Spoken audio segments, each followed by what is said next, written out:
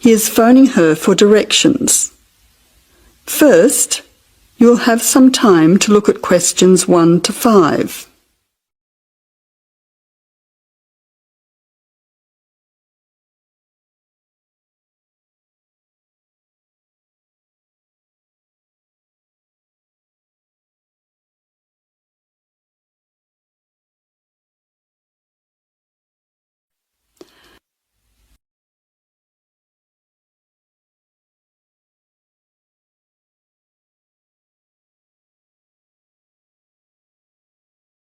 Now listen carefully and answer questions 1 to 5.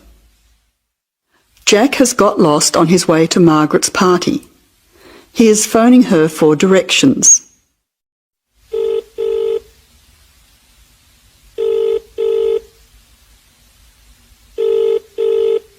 Hello, is that Margaret? Yes, who's speaking?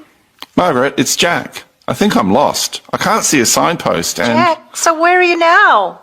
Well, I'm a bit confused about the directions, but I'm at a T-junction. What can you see around you? I can see a pub on the corner. Can you see the name of the pub? Wait a minute, let me see. It's hard to see in the dark. Yes, I can read it now. It's called the Lion's Head. Oh, the Lion's Head. Okay, well then you're not too far away. Go straight ahead through the traffic lights to the next T-junction. Sorry, I didn't hear you. What did you say? I said just go through to the next T-junction. Okay. Now what?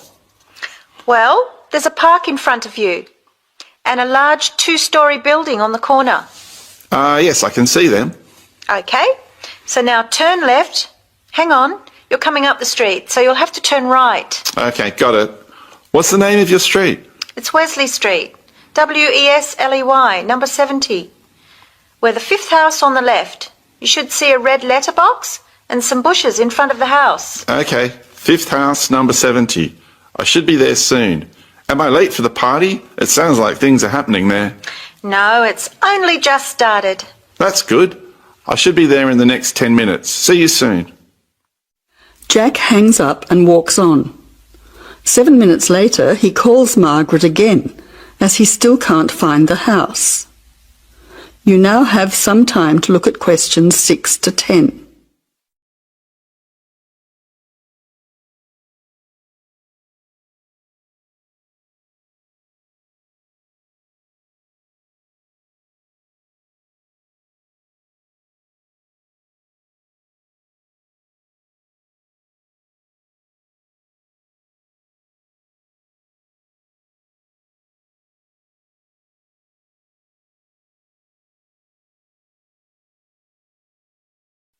As you listen, answer questions 6 to 10.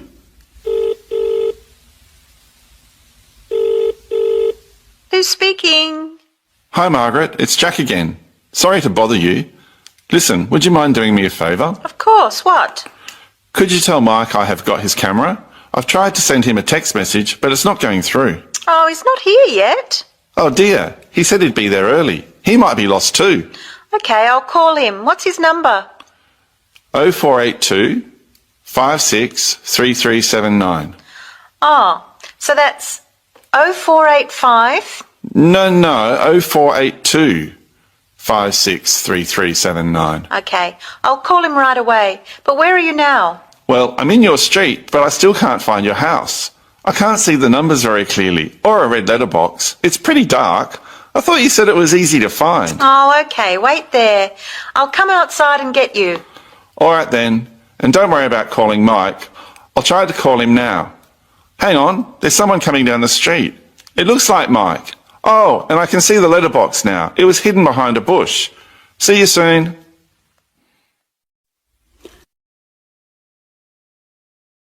That is the end of part 1. You now have half a minute to check your answers.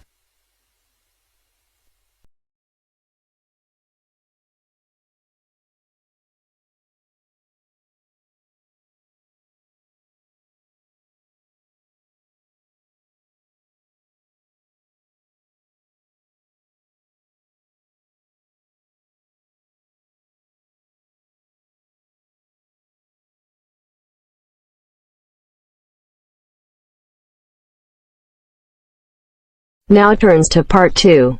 Part 2. You'll hear a lecturer talking to students about a printing process. First, you have some time to look at questions 11 to 15.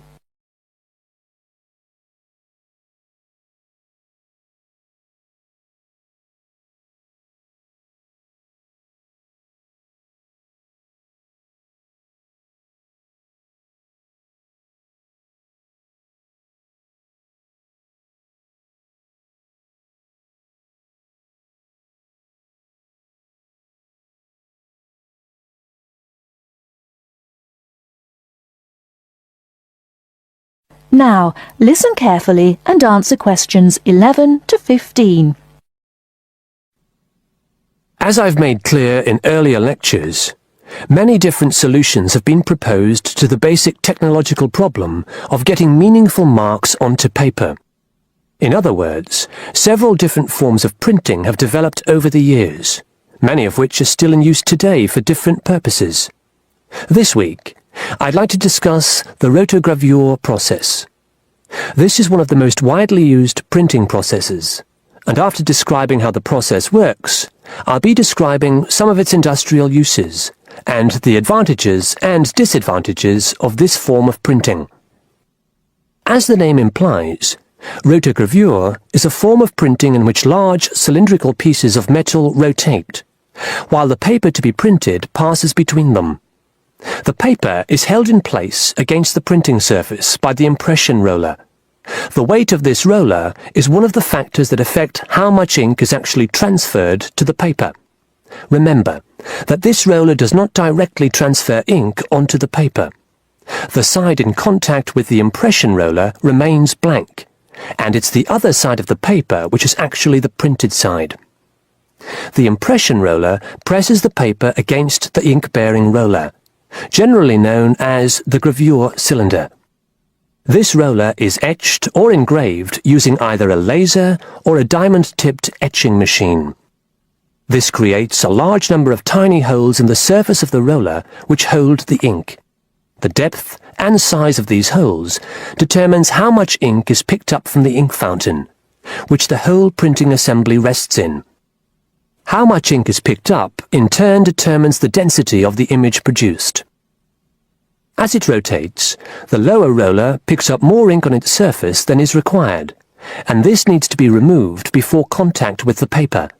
A flat edge, called the doctor blade, scrapes against the surface and removes all ink which is not in one of the holes on the surface of the lower roller.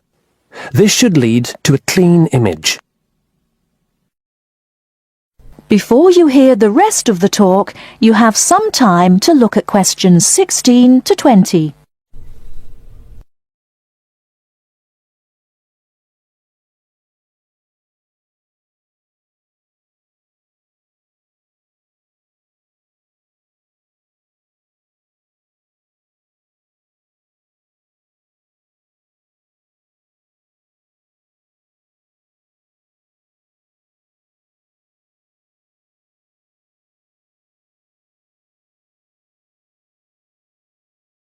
Now listen and answer questions 16 to 20. Now that we understand a little of the mechanics of rotogravure printing, I'd like to look at it in the wider context of the printing industry and discuss the main uses. One of the main advantages of the rotogravure process is that the amount of ink which can be transferred to the paper is high compared to other printing methods. This means that a broad density range can be produced. In other words, with rotogravure, it's possible to produce many different light and dark shades, making it particularly suitable for reproducing photographs and fine art. For shorter print runs, some other processes may give a finer image, but rotogravure is ideal for jobs that involve printing, for example, 1 million magazines. One common place where you'll see printed matter that has been produced by rotogravure is in the advertising material that is often inserted into Sunday newspapers. Of course, it's not just paper that can be printed by rotogravure.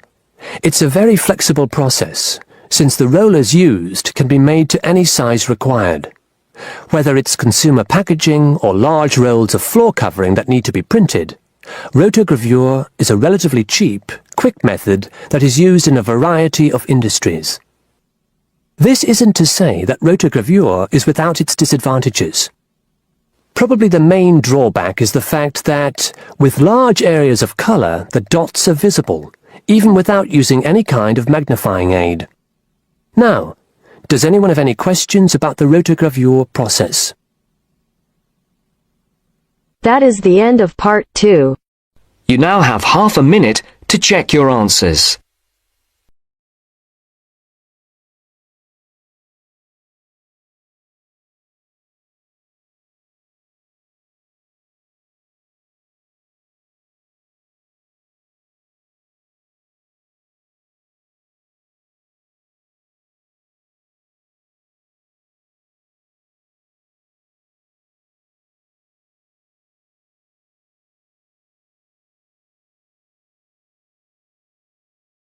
Part 3. You will hear a lecture about the history of the tomato. First, you have some time to look at questions 21 to 25.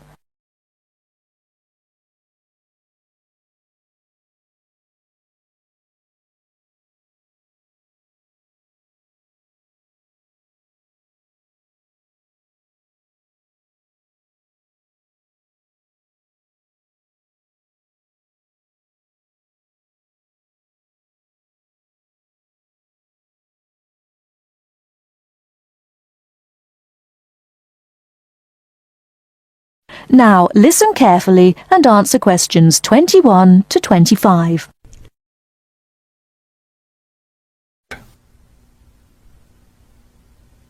The tomato is a popular vegetable, which figures in the cuisine of many countries around the world. It is particularly prominent in Italian cooking, but it was unknown in Europe until Spanish explorers brought it back from the Americas. The tomato originated in the highlands of Peru. From there, it eventually found its way to Mexico, where it was cultivated by the Aztecs. The Aztec tomato wasn't the large red vegetable we know today. Rather, it was small and yellow. When this small round fruit arrived in Italy, it was named golden apple for its bright yellow color. You'll notice I just called it a fruit. That's because a tomato is botanically a fruit, even though most everyone calls it a vegetable. The actual word tomato comes from the Aztec name for the vegetable, meaning plump thing. The tomato arrived in Europe in the 1500s and quickly became a popular food in Spain and Italy. In the late 1600s, the Italians began publishing recipes that used tomatoes. The British, however, had a different attitude toward the vegetable. It was grown as an ornamental plant in Britain in the 1600s, but it wasn't eaten because it was thought to be poisonous. It wasn't until the 1700s that tomatoes became part of the daily diet in Britain.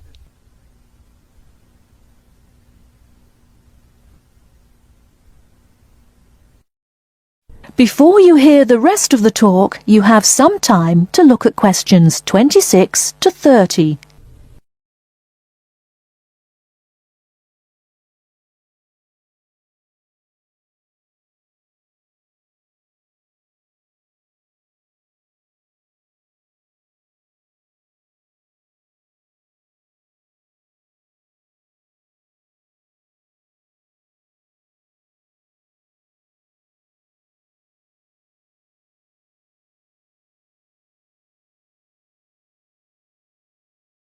Now listen and answer questions 26 to 30.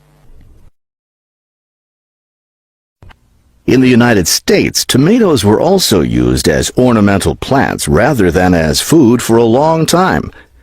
This attitude began to change in the 1800s. In 1806, a gardener's calendar mentioned that tomatoes could be used to improve the flavor of soups and other foods. Thomas Jefferson did much to enhance the tomato's reputation as a food. He first served tomatoes to visitors at his home in Virginia in 1809. Then in 1820, a man named Robert Gibbon Johnson decided it was time to discard once and for all the idea that tomatoes were poisonous. To prove his point, he ate 1 kilo of ripe red tomatoes in public. 2,000 people gathered to watch this feat, which took place on the steps of the courthouse in Salem, Massachusetts. Amazingly enough, Johnson survived this stunt. The popularity of the tomato as a food began growing rapidly. Soon people all around the country were eating tomatoes.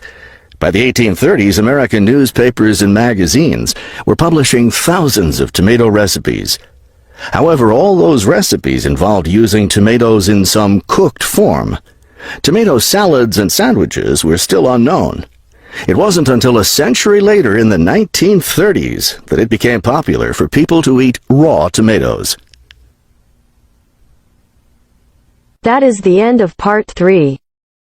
You now have half a minute to check your answers.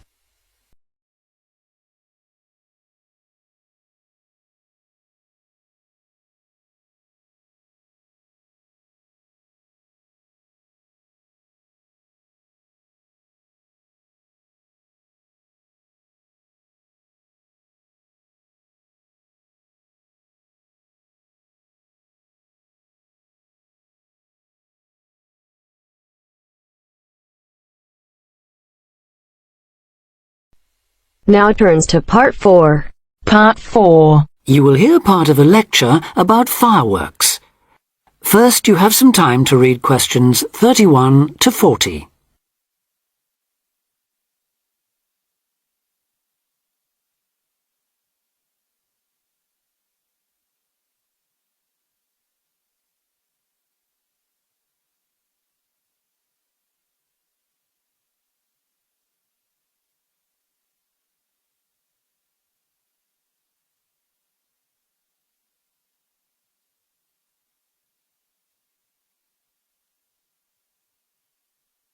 Now listen carefully and answer questions 31 to 40. Good afternoon, everyone, and welcome to this short talk on the subject of fireworks.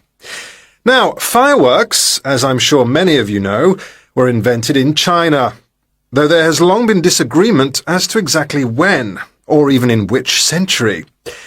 The consensus nowadays, though, is that it was in the 6th, as there is considerable evidence of war rockets being made then.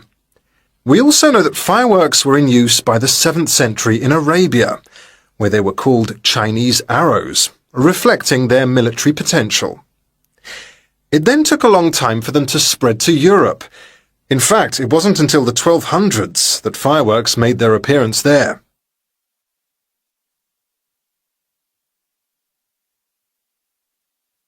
The basic ingredients of fireworks have changed little to this day. Their explosive capacity comes mainly from black powder, also known as gunpowder, which is produced from a mixture of charcoal, sulfur, and potassium nitrate. A modern aerial firework, the kind used nowadays in big public displays, not the small rocket type that you might remember from your childhood, is normally made in the form of a shell, often a sphere about the size of a peach. Inside the shell are a number of stars, surrounded by black powder, and running through the centre of the round shell is a charge that makes the firework explode when it reaches the desired altitude. This is known as the bursting charge. When this explodes, it ignites the outside of the stars, which begin to burn with bright showers of sparks. Since the explosion throws the stars in all directions, you get the huge sphere of sparkling light that is so familiar at firework displays.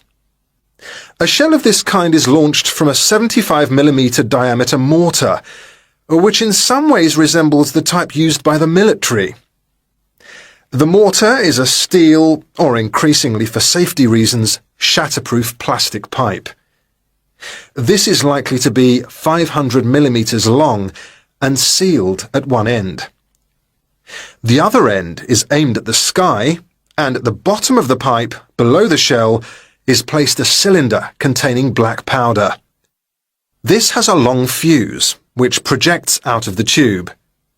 When this is lit, it quickly burns down to the lifting charge, which explodes to launch the shell. In so doing, it also lights the shell's fuse. The shell's fuse burns while the shell rises to its correct altitude and then ignites the bursting charge so it explodes. More complicated shells are divided into sections and burst in 2 or 3 phases. Shells like this are called multi-break shells. They may contain stars of different colours and compositions to create softer or brighter light, more or less sparks, etc. Some shells contain explosives designed to crackle in the sky, or whistles that explode outward with the stars. The sections of a multi-break shell are ignited by different fuses, and the bursting of one section ignites the next. The shells must be assembled in such a way that each section explodes in sequence to produce a distinct, separate effect. The pattern that an aerial shell paints in the sky depends on the arrangement of stars inside the shell. For example, if the stars are equally spaced in a circle, with black powder inside the circle, you will see an aerial display of smaller star explosions equally spaced in a circle. To create a specific figure in the sky, for instance a heart shape, you create an outline of the figure in stars inside the shell. Then you place explosive charges inside those stars to blow them outward into the shape of a large heart. Each charge has to be ignited at exactly the right time, or the whole thing is spoiled. Many other shapes have particular names, like the willow. This is formed by stars that fall in the shape of willow tree branches, spreading a little to the side and then downwards. The high charcoal composition of the stars makes them long-burning, so they may even stay visible until they hit the ground. The ring shell is fairly basic. It is produced by stars exploding outwards to produce a symmetrical ring of coloured lights. More complex is the pattern created by the palm, which contains large comets or charges in the shape of a solid cylinder. These travel outwards, explode, and then curve downwards, like the limbs of a palm tree. The serpentine, the last one for now, is different again. When this one bursts, it sends small tubes of incendiaries scattering outwards in random paths, which may culminate in exploding stars. It can be quite spectacular. That is the end of part 4. You now have half a minute to check your answers.